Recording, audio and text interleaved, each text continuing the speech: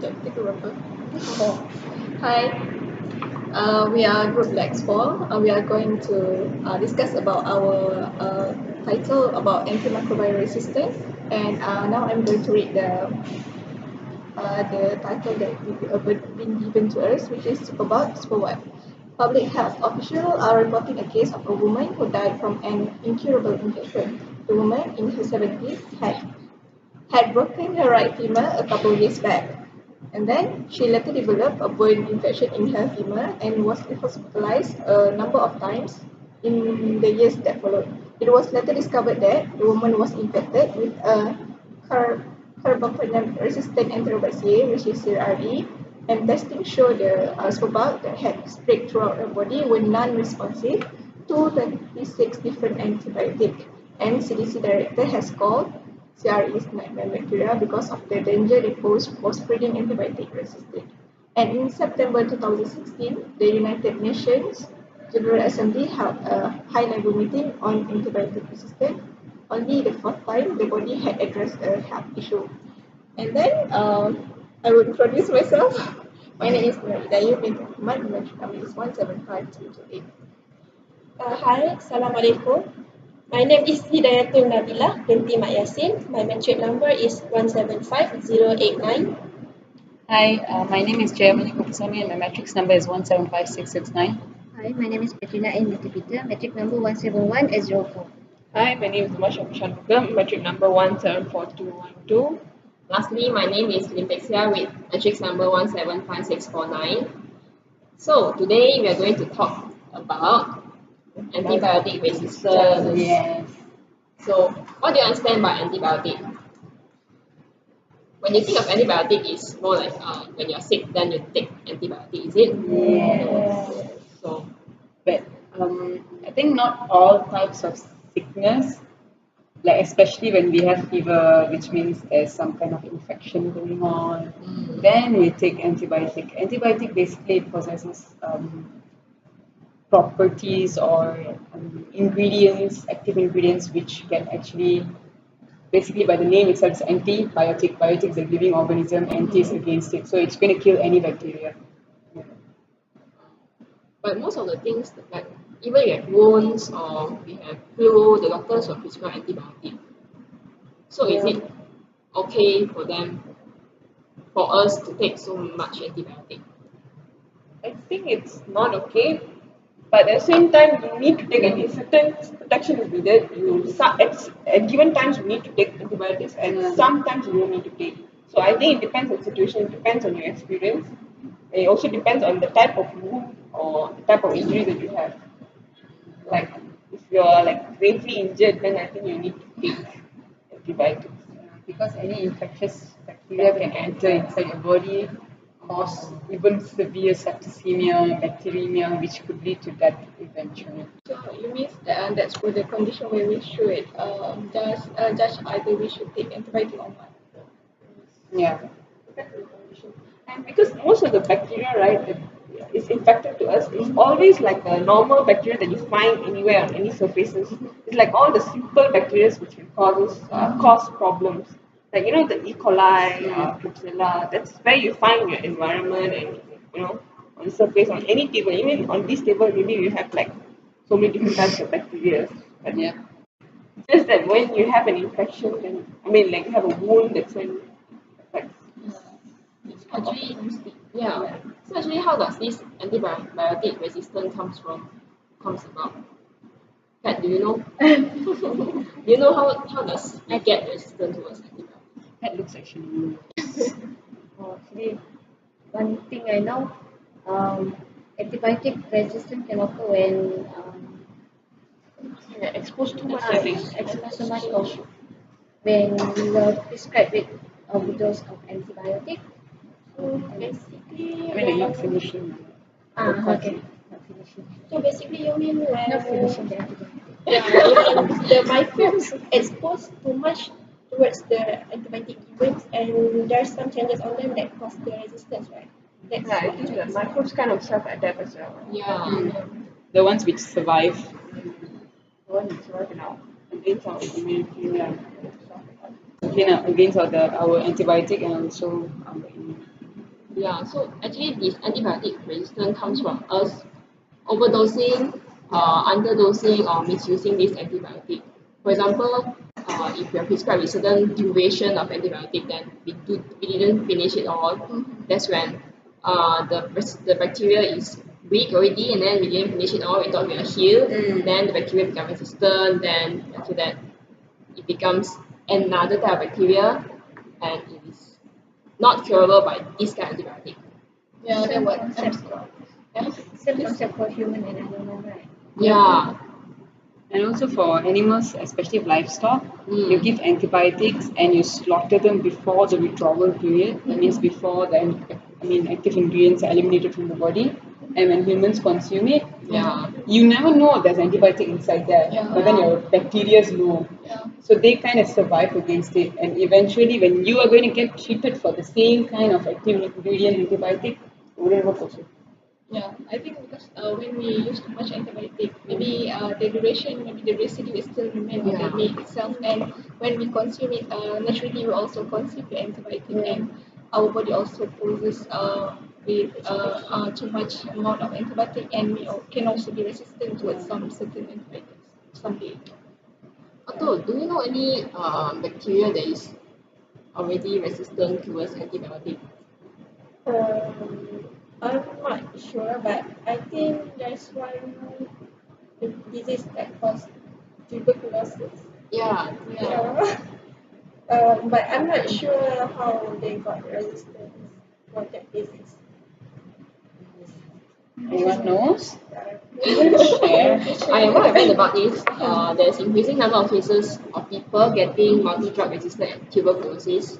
Then after that, it becomes more severe when this multi-drug resistant tuberculosis it becomes extensively drug resistant tuberculosis. So it's even incurable state of disease right now. It's like for example, tuberculosis. I think it's like a global thing right now.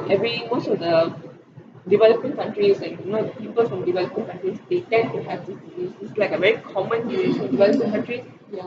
So I don't know. I feel like it's like, but yeah, I know. Yeah. Maybe it no longer respond to the type of antibiotic that is used to treat this disease. But then there's no cure, there's no new antibiotic towards this disease yet. You were saying? What I want to say is tuberculosis is one of the zoonotic disease, right? So when there are present of tuberculosis in one place, so it tends to be infected to other people also. So when there are no cure or no antibiotic that can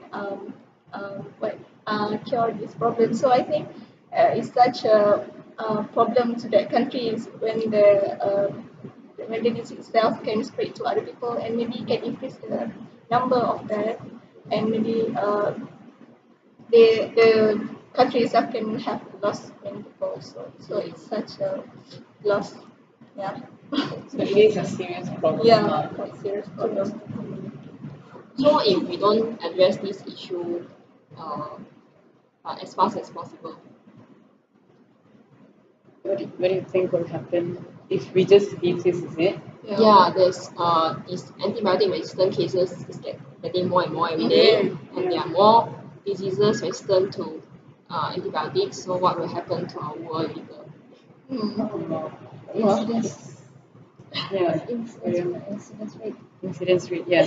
will increase, especially dangerous among newer generations, the younger.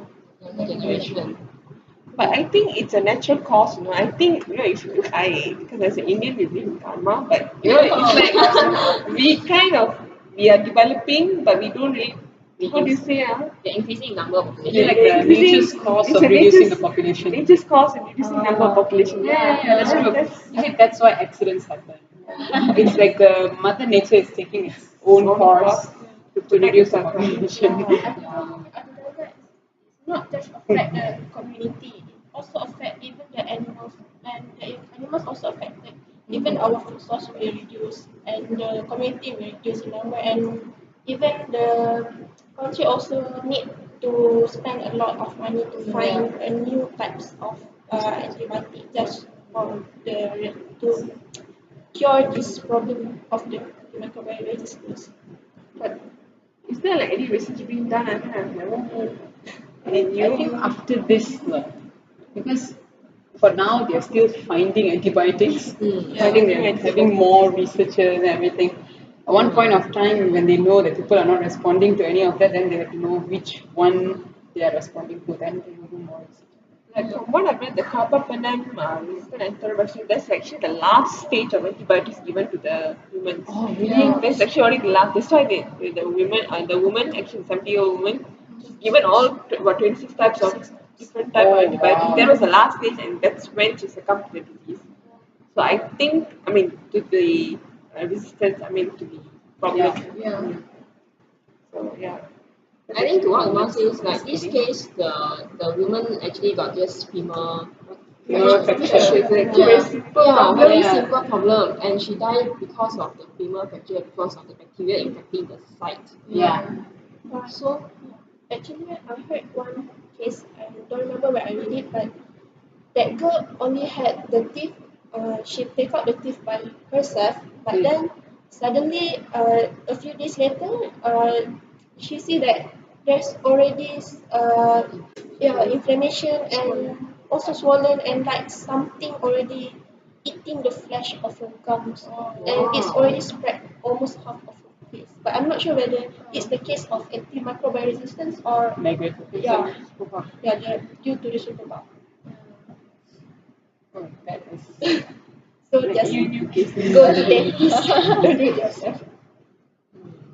But they also said like most of the times the carbapenem resistant enterobacteriaceae is actually from hospitals and all that, because hospitals and all they use disinfectants, but then they don't really kill these organisms. That's when we tend to see it as clean and it's disinfected, so we just like use it. That's when we kind of get the microorganisms. That's a very good point. So I just want to ask, do you guys usually, okay, if you go to a doctor, if he or she prescribes you with antibiotic, do you guys just take it, or you actually say no, I don't want to? Sometimes when you think you don't need it. Yeah, honestly said, I didn't even take the medicine even like doctor. I even finish it. No, You mean you don't? I don't practice that. You mean you don't practice finishing antibiotic Yeah. or taking antibiotic? Finishing that. Okay. Maybe because conscious. Oh, like once you feel okay, then you don't want to take it anymore. Some Okay. believe that without I think antibiotic most they of can us still are by like that. I themselves. think a lot of us. I've done that, and then my father warned me. He said, "No more. You cannot do that. You shouldn't do that." I remember since young, he used to remind us that if you take antibiotic once, you have to finish it. But even when I was in like first year, I didn't finish it because I was so. It's not working. It's not working. Maybe I'm resistant towards it. Actually, a lot of people doesn't know that we have to finish the duration for antibiotic. So the awareness is not there among the public. Yeah. I think it goes to my case also. before I know about this, I really not resistant, but I really don't hate to eat medicine. Since I was child, I have been diagnosed with asthma, but it's not really serious problem. But I frequently will have the symptoms. Um, and now when I'm getting older, it's about once a year I will get symptoms, right? So I need to take my medicine. So since I know that, so I already have my supply of medicines, but I seldom see the doctor. I just have a supply of medicine by myself. When I run out of it, I just went to the pharmacy and just buy it by myself. So it's not prescribed. Yeah, but in that certain medicine, it just said that I need to take how many tab in one day, like that. So instead of taking 2 tab like prescribed on the on the label, I just take once because I really hate to eat that because it's all in tablet form. And I think it's bearable to eat it instead of liquid form because I really cannot stand the liquid form, so I take the tablet one. But it's also really okay. It's really painful for me to take that, so I just take once. But when I learned about this, So I will try my best to take the medicine as prescribed. Like when it's sick, to take 2 tabs. So I do that when I need it. So that's Those are why. antibiotics as Yeah, well. yeah. Because I afraid because when kids become anxious, it also can be possible to be antibiotics also. So yeah. You take antibiotic like every day. No. When I feel that Oh, when you have the signs, Yeah. okay. Not I was thinking every like day. one Not year every once day. and then she takes it every day. Resistance. It's gonna be fun. Yeah. Just I try to follow the instruction. That's all. Aren't you supposed to go and meet the doctor, change the antibiotic? No. Antibiotics, I think you should, but sometimes No, because I don't really know. Just I said that I want the medicine for certain yeah, pharmacy. Oh. So I don't really get the same medicine, like for the same disease. Yeah. So you're prescribed by a pharmacist, is it? Maybe yeah. Maybe a pharmacist. Yeah. Pharmacist, Pharmacist. okay. Okay. You can trust the pharmacist. Because every time I get medicine in different form and color, so I think They change it for you. Yeah, this is different. So it's okay. Okay, so now that we have seen like some of the effects that it can cause up to death and like what I will say the population will even decrease and what Uma says it's like a natural cause of mother nature to do it. So we can move on to like how do we prevent this? It's a huge deal. It's like a big thing going on. Like how do we prevent this? Uma would say that it's the natural cause. There's no need to prevent it. I think you cannot prevent it. I think in some ways the antibiotic, I mean the microbes and all, they can find a way to like modify themselves, evolve. They are also evolving like us. We are also evolving. They are also evolving. So in some ways, I think even in 50 years from now, also, I think even if there's human race at time, still there'll be like microbes present.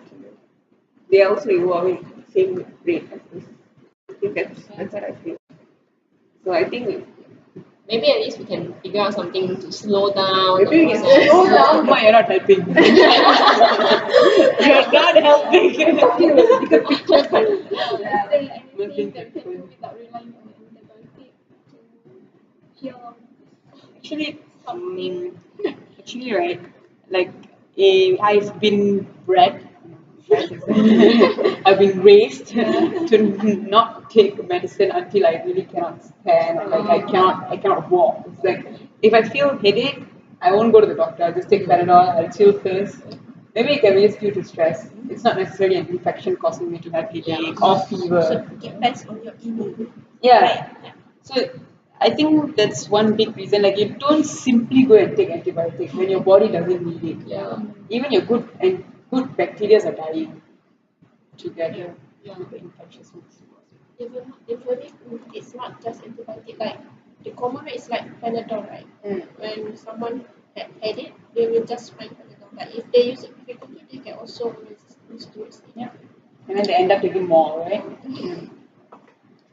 Maybe in our fears, which is that fear, what you said just now about the residues when we processing the meats like from farm animals. So maybe we can reduce the use of antibiotic in the animal that going to be processed. So yeah, because sometimes these people in the processing plant they didn't even bother about the period for the withdrawal period for the drugs residue. So I think maybe that is one way lah we can do. Add on to Pat's statement, sometimes the one prescribing the antibiotic is not really the vet. Instead, it's the farmer who doesn't really know the correct dosage and the volume. Then now I think it's prophylactic antibiotic is banned in production animal. I think. Not here. Not in Malaysia, but other countries, yes. Overseas, yes. So because EU already banned EU. because I think we use proprietary antibiotic as a growth promoter to this animal. That's why this problem occur. So something has to be done towards this. Maybe Malaysia should ban it, but I mean until now It's gonna take some time. it's going to take some time. Yeah. We should ban it. We should. because we are so dependent, and our country, we have our weather system is not consistent. Yeah. It's like overseas you have like summer, spring, winter. So they kind of know, okay, this disease will happen at this period. Ours is like, it's random, anytime, all year anywhere it can long. happen. Yeah. So that's the thing. That's why we are given prophylactic antibiotics given to animals as well. Because if you don't give, then you have production losses. So But then sometimes the animal is not sick. Why do you won't give? Instead, we can give something like booster or vitamins. Expensive. that's expensive. Cost Antibiotics, Also very expensive. antibiotics are cheaper compared to Because it's been commercialized, like highly commercialized. Any farmers can get it. Alright, since we are coming to a conclusion that antibiotic resistance is a big deal and we need to take proper dosage, Yeah. route, and Correct also use also. correct use to reduce the incidence. Like what Uma said, we can't prevent it from happening, but we can reduce it. So that's all from us. Thank you. Tak touch. Tak ada touch.